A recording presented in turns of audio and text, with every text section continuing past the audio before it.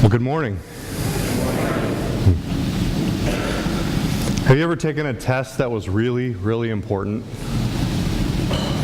and had that awkward time of waiting for the results to come back?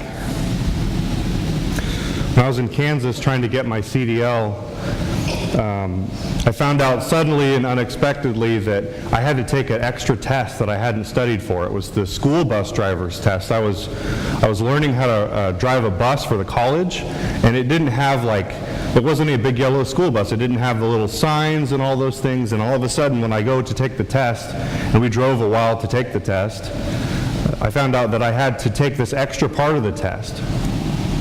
And so what I did was I just cracked open the book and studied that chapter like crazy for about 10 minutes, and then I took my driver's test.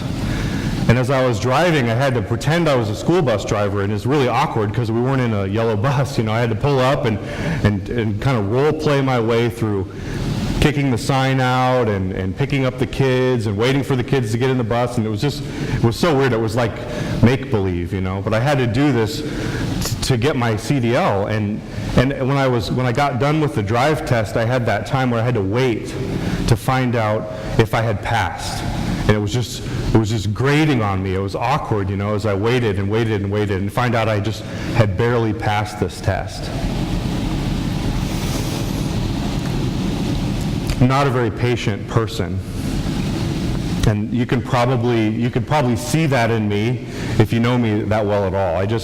I'm always motivated. I'm always working, always trying to keep going, even if I completely lose track of what time it actually is. And so when I wanted to ask Liz to marry me, I had to wait. I had to wait to get the money for the ring to ask her, and then I had to wait after I got the ring to ask her, and it was really hard on both counts. And when I finally got the ring, I was kind of like that character from the Lord of the Rings, that goes kind of crazy, like a man possessed, finally got the ring. So it was burning a hole in my pocket, when I got that ring. And before I had gotten the ring, I had all these plans, I had thought about all these romantic things that I could do. I thought about maybe renting a hot air balloon and waiting till we were up in the sky and, I had that perfect moment, that beautiful landscape, and I would ask Liz to marry me. Or I thought about maybe trying to figure out how to bake that ring into like a little piece of cake and sneak it in there. And, people do that. Kind of dangerous, but wouldn't want her to eat the ring, but it's kind of a romantic, sappy thing, I thought about taking her to one of those fancy restaurants, that cost like a couple $100 for a plate that's like this big that has like a steak finger on it and a piece of kale and some squiggly like condiments around. Have you ever seen like those kind of restaurants that only rich people eat at? I could dress up and wait for that right moment and have the waiter bring the ring or something. So I had all these crazy thoughts about how I could propose, but when I got the ring, all that stuff just evaporated. I was after work, I got paid, I got my Christmas bonus check, I finally could go get that ring, and I just drove straight after work to the store, picked out a classical engagement ring, and I drove from Portland to Newburgh like a man possessed, like a man on a mission, All that stuff just evaporated, and I came to the door, I knocked on the door, and I just dropped down on my knee and asked Liz to marry me. That's it. All those romantic fantasies just completely were gone, because I just couldn't wait to get the answer. And so, a lot of people are impatient in our day. A lot of us. And I think we caricature the younger generation by calling them the me generation. Because we see them, basically, some people see them as narcissistic and shallow, I saw this funny picture on Facebook of this young man's, with this troubled look on his face, screaming into a phone, and he said, "Instagram is down, just describe your food to me." I don't know if any of you know what Instagram is like this photo sharing website. People always take pictures of their food, and people can caricaturize young people as self-absorbed, as tweeting these mundane details of their lives or sharing these pictures of their food and things like that. And so it's just part of the digital world that we live in, some of these things. But I don't think the younger generation is as shallow as people give them credit for. I think some of these things aren't as much a sign that it's the me generation as it is the now generation. You know, we live in a world that communication happens faster than it's ever happened before. You know, if a storm strikes in a crazy part of the world that we've never even could pronounce before we heard about it, suddenly the internet's abuzz with tweets and video and news feeds, and you know, we can follow news stories before anybody can even travel there to check it out. You know, I can customize my news so that all the things that I care about come straight into my inbox as soon as somebody publishes anything on the whole internet about it. You know, when I first got a smartphone, I felt like for the first time in my life that I was up to date. That everything that I wanted to read, every person I cared about in my life, everything that was going on in the world, I was up to date. I knew exactly what was going on. And I was waiting for something to happen. And there are a lot of glorious things about living in the information age. You know, we live in a world where anyone can be a publisher. You can just have your own personal blog, write anything you want, and instantly it's out there. Where anybody can be a movie director. Anybody can get a video camera and put a video on YouTube and have millions of people watch it. Anybody can write a silly song like What Does the Fox Say and find themselves propelled into stardom, you know, even get their 15 minutes of fame on a TV program or whatever. But the now generation also has a dark side. And I think there's a serious and growing addiction to the concept of instant gratification. You know, we don't have to wait much for anything. Why wait until you're financially stable to enjoy everything that your parents already had after a life of hard work and wise living, when you could just buy now and pay later, you know, as the logic goes of our day? And if we get hungry, we can just drive up to a window and all of a sudden we're full. You know, if I want something, I could probably get a spaceship off Amazon and have it sent to my door 2 days later. You know, we don't have to wait in line for anything. We don't have to wait for anything anymore. And I think this is a great thing, you know, that everything is now. Everything is right now. But it can also be a bad thing because it can quench the nurturing part of us that waits for things, that waits for good things, and has patience, and can get outside of that and just wait for that right moment to come. You know, with great power, Stan Lee reminds us, comes great responsibility. And I think responsibility in a now-centered world is the first thing that suffers. But at times, faithfulness requires us to be patient. It requires us to wait. It requires the discipline of holding back until that proper moment comes. And to do otherwise at times can actually show a profound lack of faith. And though we hate waiting, in some seasons of our lives more than others, waiting is the work that we're called to do. And so we're called to be still sometimes and know that God is God, that God is in control, that God's timing supersedes our own impatience and petulance, and that we have a time of waiting and watching and hoping for something good to be fulfilled.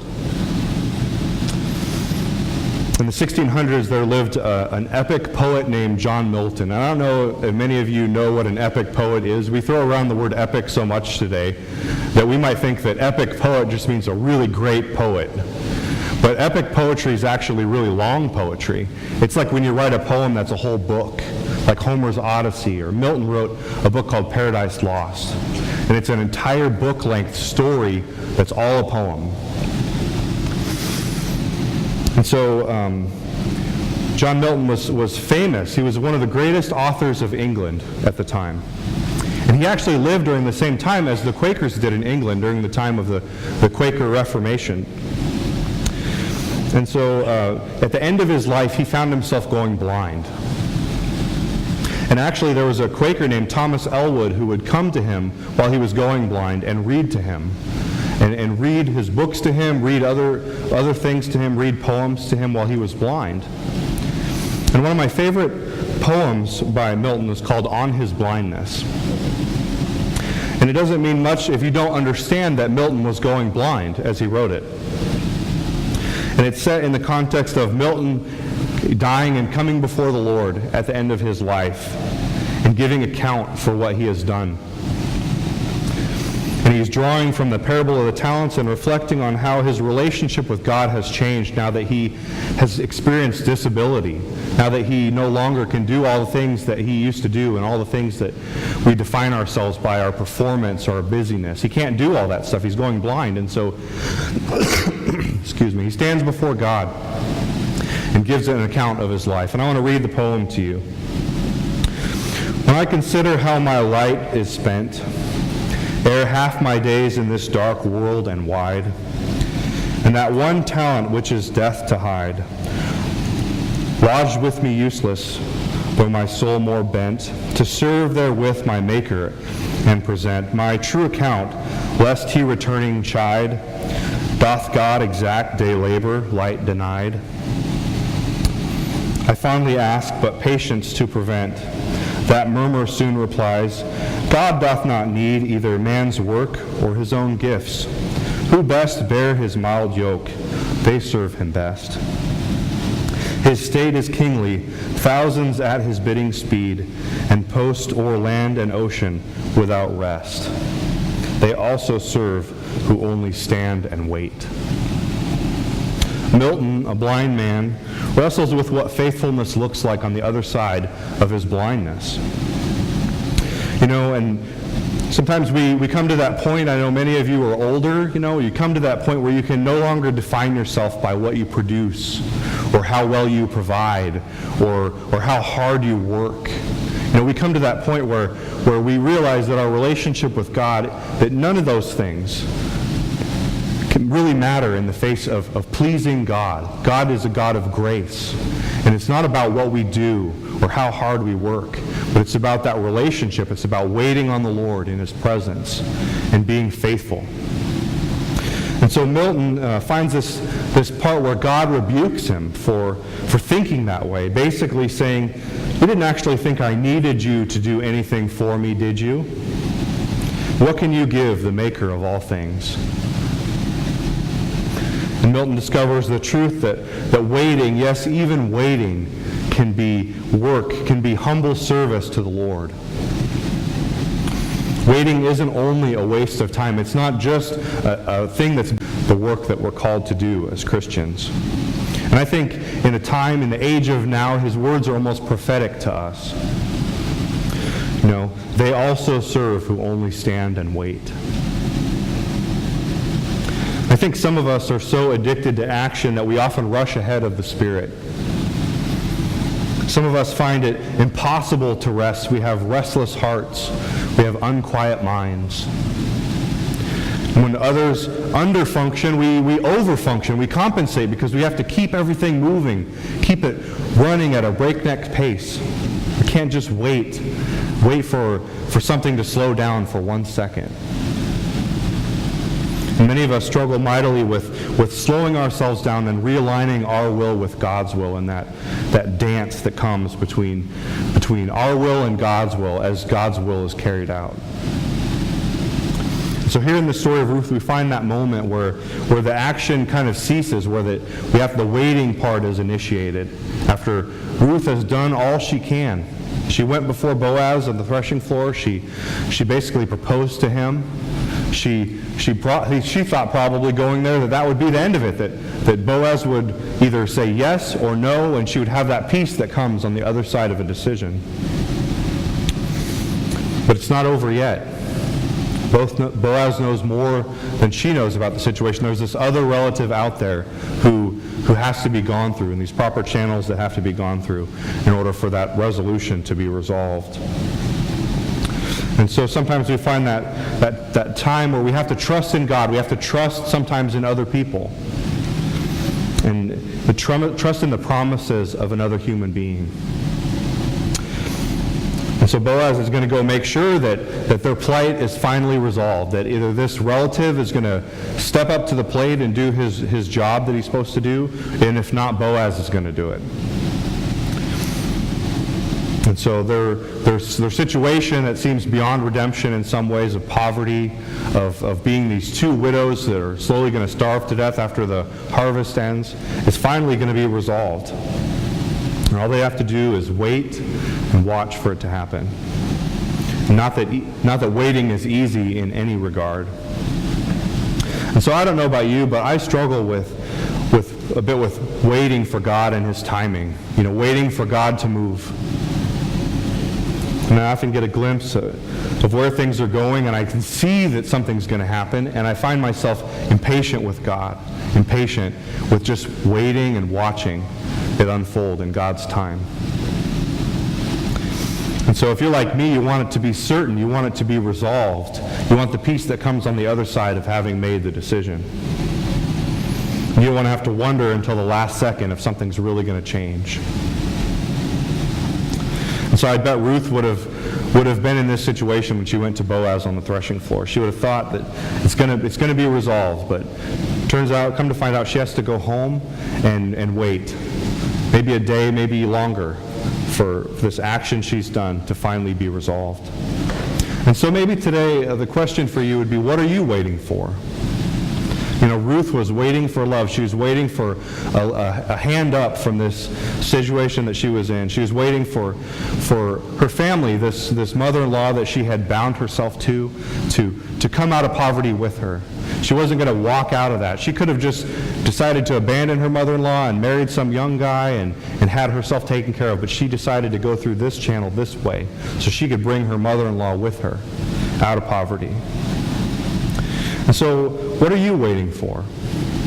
Maybe you're waiting to finish school or find a spouse or buy a house, or maybe you're waiting to find your calling, your place, the place that you're to go, the way that God is calling you to be. And so whatever you're waiting for, do you trust that the one who is timeless is going to be there, that He will answer those questions burning in your heart? He has good things planned for you if you just wait for His time. So one day, Lord willing, you'll see those answers to those questions that you have. Sometimes we need someone like Naomi to come along and encourage us and tell us that just wait a little bit longer. Just keep your eyes open because things are changing. We need someone to come alongside us and say, wait and find out what happens. And so, as we go on this path of uncertainty, that's coming out of a cloud of mystery into the certainty on the other side of it, maybe God's calling you to wait and watch and hope. So again, I ask you, what are you waiting for? What's that burning question of your heart that's still unanswered? Can you trust that God, the maker of all things, will give you that answer? Yesterday, many of us came here and we celebrated the wedding of Jason and Jen, now Morad. And they had one of the longest engagements of anybody I have ever known. It's not becoming of a young couple to wait so long, over a year of engagement, until they finally got married. And then they had the longest wedding sermon I've ever heard in my entire life, too. Another obstacle to navigate as a couple before they could finally get married. And if you know anything about them, you know that the reason they waited is because one of their family members is like an administrator for a school and could only leave for a certain period of time. They had to wait like a whole other year for all their family to be there, present at that moment. And so they did. They waited for God's time. A whole year. So I think they're a good example of this waiting for the right timing, that we can trust that it'd be worth it in the end if we can just wait. As Milton reminds us, waiting can express faithfulness just as much as action can. And so as we go into this time of open worship, I want you to reflect on what you're waiting for, on why it matters so much, and how you can see the Lord's hand in it, in this process of waiting. If you're new to Quaker Open Worship, we're going to go into a time of silence, and there's a little brochure in the pew pocket in front of you that kind of explains what we're doing. We're kind of listen to God together. And And hopefully out of that stillness, God will speak. But it's a weighty thing. It's a weighty responsibility. So if you're new to us, I encourage you to look to that resource as we go into this time of open worship. Thank you.